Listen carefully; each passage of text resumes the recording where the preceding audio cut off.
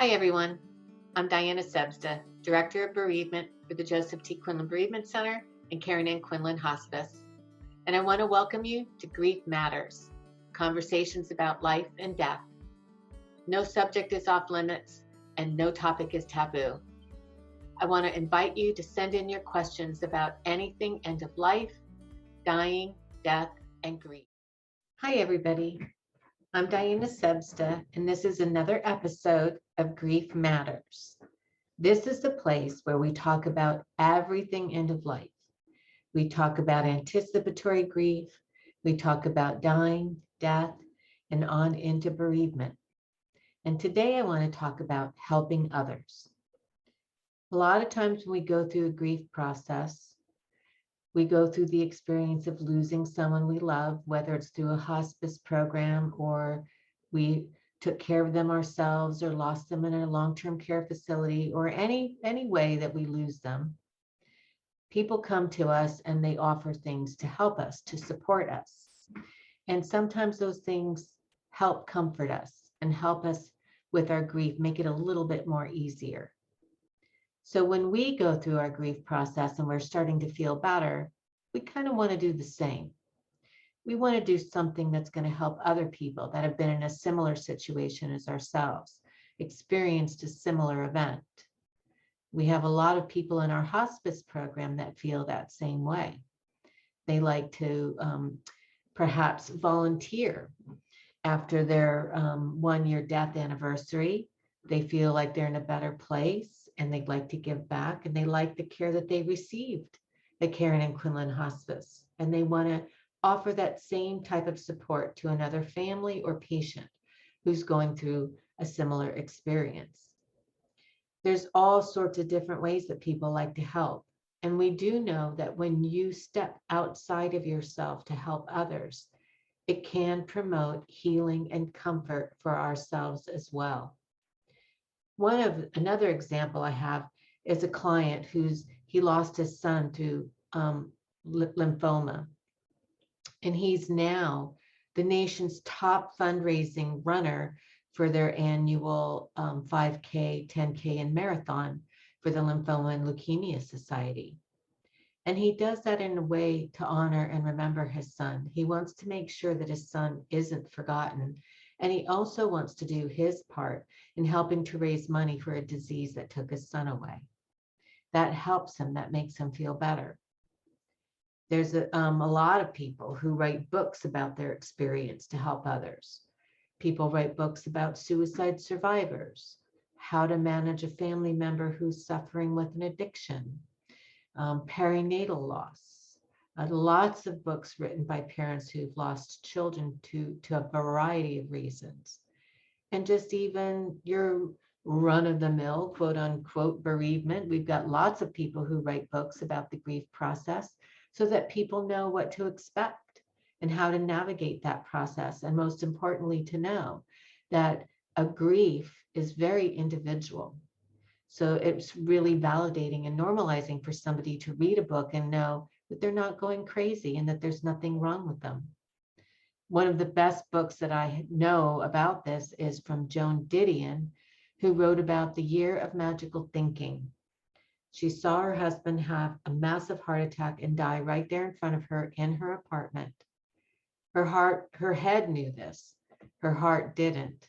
And so she wrote about that first year in bereavement, about that magical thinking, that disbelief of not wanting to accept that this event really happened. And this book is one of the best-selling books from a bereavement genre, just to be able to validate for people this part of the grief process. And of course, we all know about Mothers Against Drunk Drivers. That resulted from a loss and has now become one of the biggest groups, nonprofit groups, to help other people for prevention, for education, and for support in bereavement.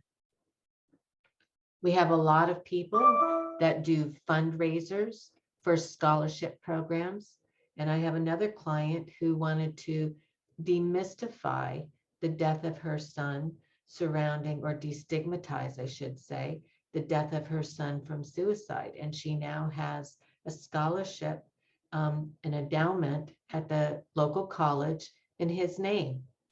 So that was very important for her.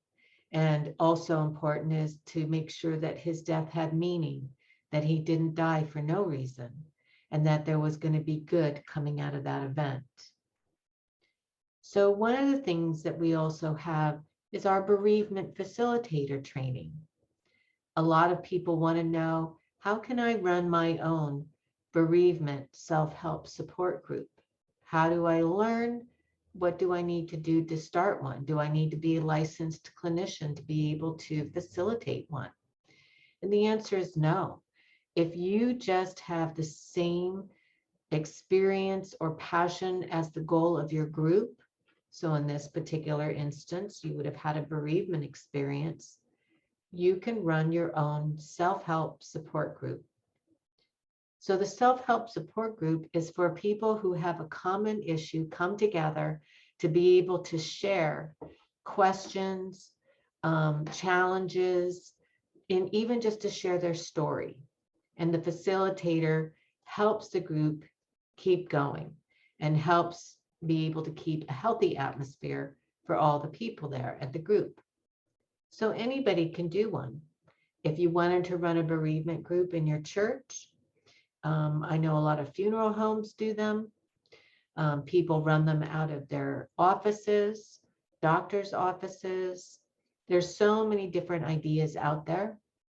But if you have an interest in learning more about the grief process and how to support people, and even to run your own self-help support group, I would encourage you to visit our Learn Worlds platform, where our bereavement facilitator training has just been launched live.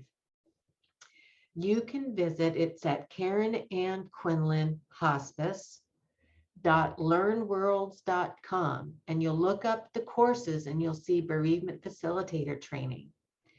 And if you want to just check out a little bit about what it's going to be, the introduction that I give to the training is offered free. There's an introductory period that we want to offer this free. And then if you think that you like what you hear, you can go ahead and register and take the whole course. Once the course is complete, you get a certification of attendance that you've completed this training.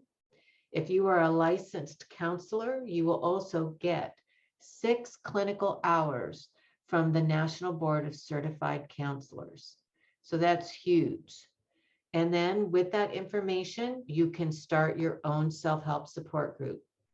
After taking the training, it's important to know that you will have technical assistance through the Bereavement Center for as long as you need it. So if you need help trying to implement it, design it, market it, run it, whatever it is, any roadblocks that you might come across, you just give us a call and we'll help you out, because this is what it's all about. No one walks alone, and we do this together. And this is one of the many ways that we can do this together and support other people in bereavement. So thank you for joining me, and I'll see you again in another episode of Grief Matters. Bye.